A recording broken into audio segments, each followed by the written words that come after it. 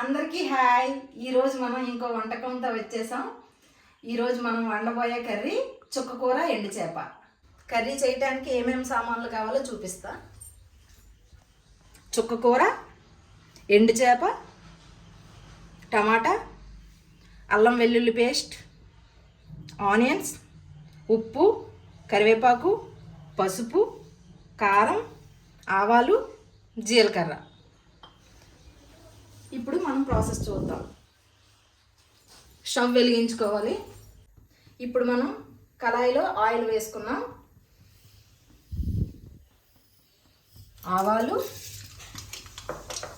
చిటపట్లాడాక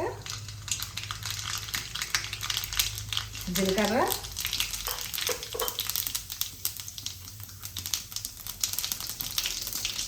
ఉల్లిపాయలు,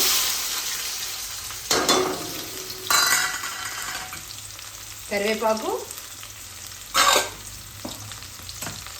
పచ్చిమిరపకాయలు,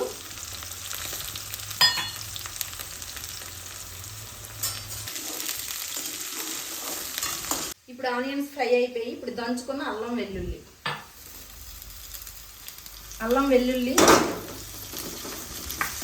వేసాక ఎండు చేపలు వేయాలి. ఎండు చేపలు బాగా వేగాలి. ఎండు చేప వేసుకున్నాం కదండి, అది ముళ్ళులు తీసిన ఎండు చేప. దానికి ఏమో ముక్కలుగా చేసేసుకుని బాగా వేపుకున్నామండి. అది కొంచెం పంటి కింద తగులుతుంది. ఇప్పుడు టమాటాలు వేసుకొని సాల్ట్ వేసుకుని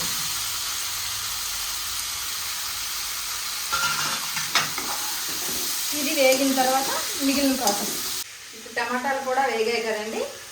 ఇప్పుడు తగినంత పసుపు వేసుకున్నాం, తగినంత కారం వేసుకున్నాం.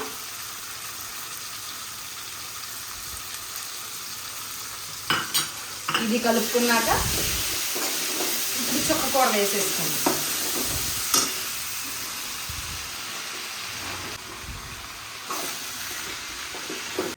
ఇది ఇలా కలుపుకుంటే ఇలా అవుతుందండి. దాని తర్వాత మనం సిమ్లో పెట్టి మూత పెట్టేసుకుంటే అయిపోయినట్టుగానండి. తర్వాత చూపిస్తాం. కూర రెడీ అయిపోయిందండి.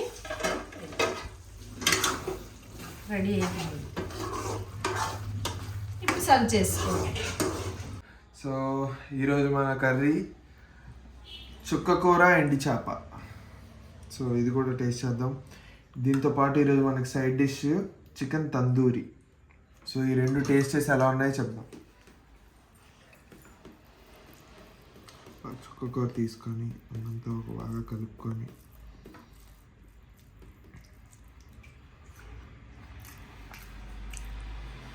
సూపర్గా ఉంది.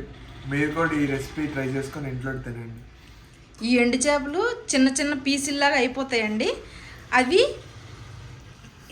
ఈ ఎండు చేప చిన్న పీసులాగా అయిపోయి పంటికి తగులుతుంది. చాలా టేస్టీగా ఉంటుంది. ఈ రెసిపీ మీకు ఎలా అనిపించిందో కామెంట్స్లో చెప్పండి. ఇంకా మీకు ఏమైనా రెసిపీస్ కావాలన్నా కూడా చెప్పండి. Thank you for watching our video. మా ఛానల్ సబ్స్క్రైబ్ చేసుకోండి. Like, share, subscribe. Thank you for watching. ఈరోజు మనం ఇంకో వంటకంతో వచ్చేసాం.